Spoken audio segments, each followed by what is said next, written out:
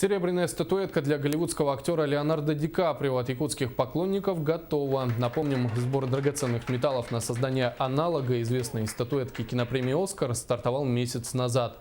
За это время удалось собрать почти 1,5 килограмма серебра и 4 грамма золота. Я очень рад, что участвовал в этом проекте.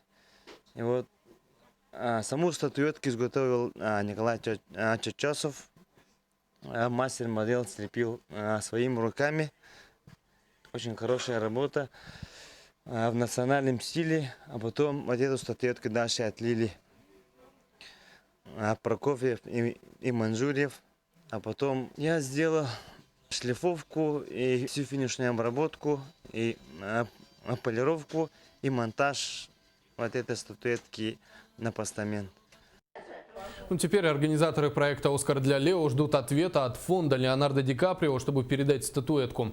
Народному «Оскару», как его уже успели окрестить, осталось только дать официальное название. И по итогам голосования было выбрано имя Элляй. Уже завтра команда должна сделать гравировку с названием. Напомним, церемония вручения ежегодной кинопремии «Оскар» состоится 28 февраля.